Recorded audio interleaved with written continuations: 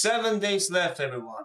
1 week left before the big match between us and Serbia. And as you guys can see in the group, England are obviously going to qualify. With no losses, in fact. I mean, you never know in the end. But the biggest battle is for the second place between us and them. And we go at them away. But not in Belgrade after those shenanigans that happened throughout the England match. But we go in Leskovac. With a stadium of its full capacity of 8,000 seats. But FIFA recently made a decision to punish Serbia again with a big fine, but also for the stadium to be minus 20% of its full capacity, in which it means that the match is going to be attended by 6,500 people. But not just, normal fans, because imagine the scenes with normal fans. That game will turn out to be like, October of 2014 version 2. With, the same shenanigans and etc. But recently, the Serbian FA, yesterday in fact, they published 2 decisions regarding the game. And to be honest, we're going to look at them throughout this video, in which I appreciate every single one of you for this journey that I just begun. We're almost there at 100 subs, so hit that subscribe button, like this video, and share to, spread the word. Because it's going to be a very, very, very detailistic video. But also we're going to talk about Kosovo as well. Because Kosovo are just simply having a good time. While us, Slovenia just never learns. And I'm going to react also to the list that he published on Friday, like yesterday. But before we go deep dive in the match that we have, 7 days left, because of the fact that I didn't do the September preview, I'm going to do them in, short words, fast, so that we can go straight to the point. I'm going to do for not only for Albania, but also for Kosovo. And I'm going to start off with the game against Latvia in our home. Because I'm not going to include the friendly against Gibraltar, because that game was embarrassing. Only one pin to win that game is just embarrassing, man. But also the game against Latvia. Yes, Aslani took the penalty and he scored. Thank you. Because if it was mine, I swear, I don't want to see him take penalties and even start anymore for this national team. I don't care.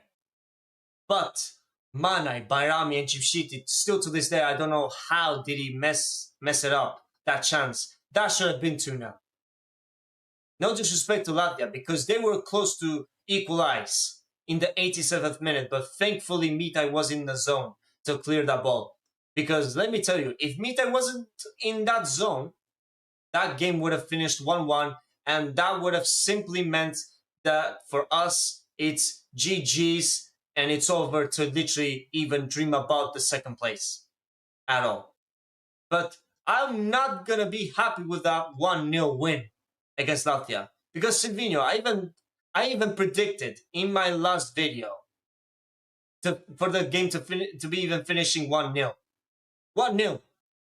Just pure terrorism ball by Silvino, just passing in the back and letting, the opponent to literally even create chances. And that's what it actually happened. No disrespect to Latvia, because Latvia genuinely in these qualifiers have been a team to not be underestimated. They were close to equalize against Serbia as well in their home. And they were close to equalize in our home.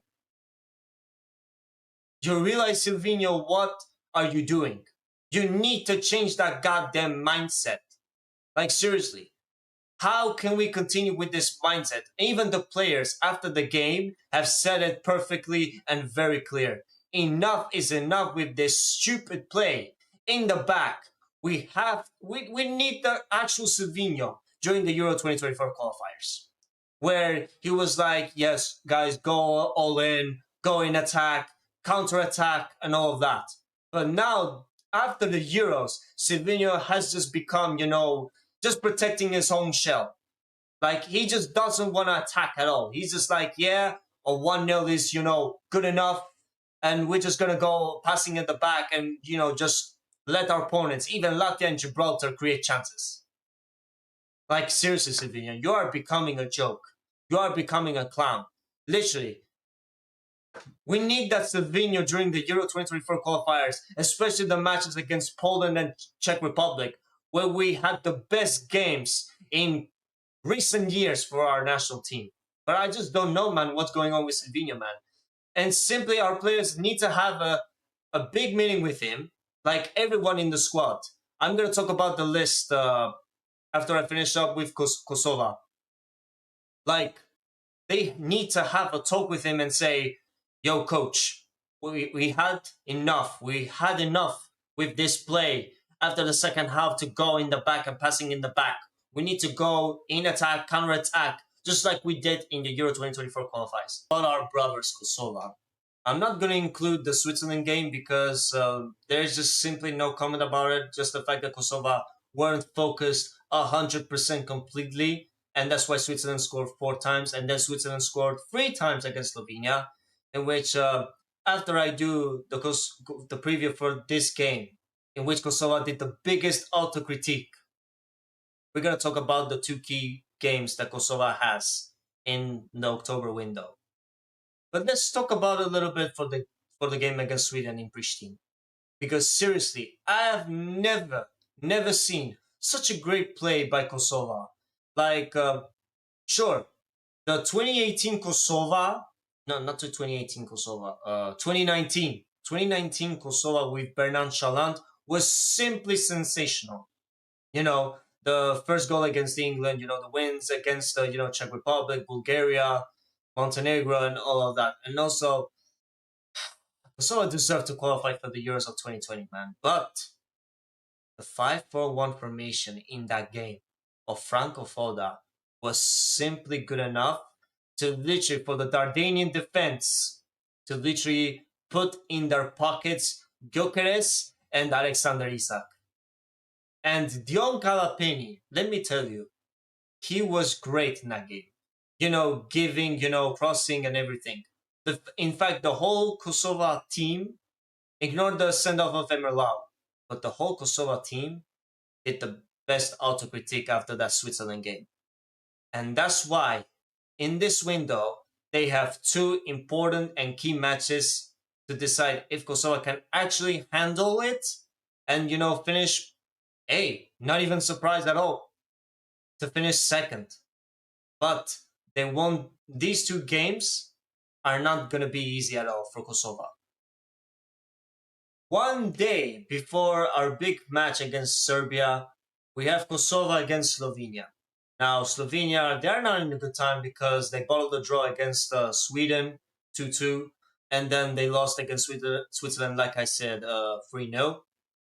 So Kosovo have to go all in against Slovenia. They can win that game. It's in their home in Pristina.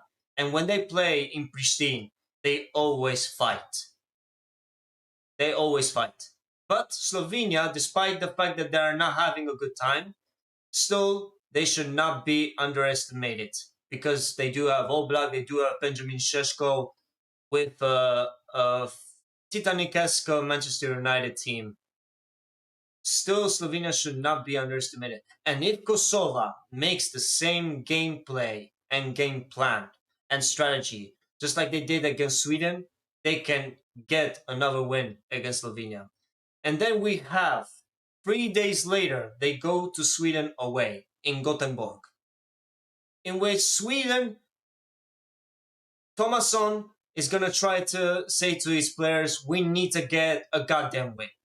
Because the Swedish media are not happy with Thomasson. But if I was Kosovo, I would say that even a draw away in Sweden is still a dub for them. Like, to get, potentially 4 points. 4 points in those 2 matches, it's not bad for Kosovo. And then in November, they have the Slovenia away, and then at the end, they have Switzerland in Pristina. So, getting 4 points in those 2 matches for Kosovo is very good for them. and I really hope they do it because literally, like, don't forget, they got Leon Abdullah, but also recently they got Albion Haidari from Switzerland for their defense, and it's a big signal for Kosovo because I do believe that Kosovo, with that team that they have right now, with a Adosha like Juventus that he just moved for free at Lille, they can qualify for the Euros that it's gonna happen in 3 years' time. I really do believe it. But we will see how can Kosovo perform in these two matches. Can they do the same like they did against Sweden with Slovenia and get at least a draw in Gothenburg away against Sweden?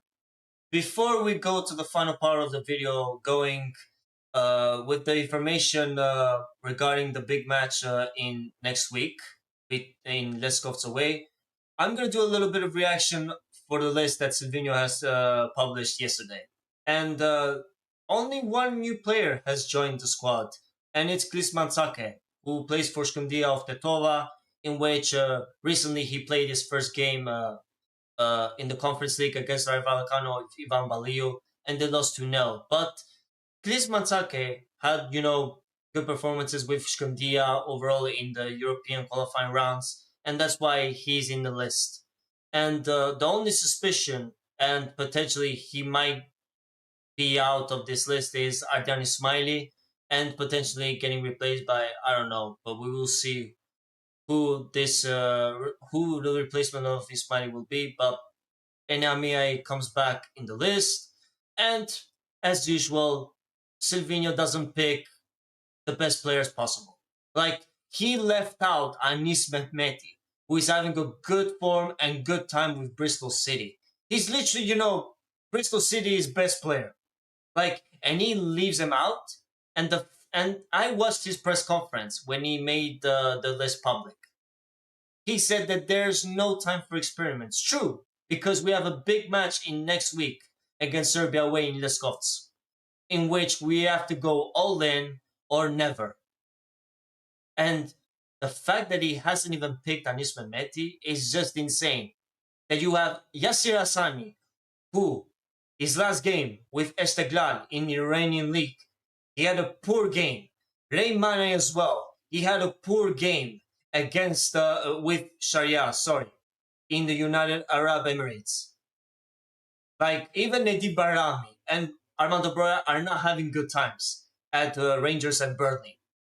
Only Arber Hoxha, Anis Mehmeti, Medon Berisha, these players are having good times with their clubs.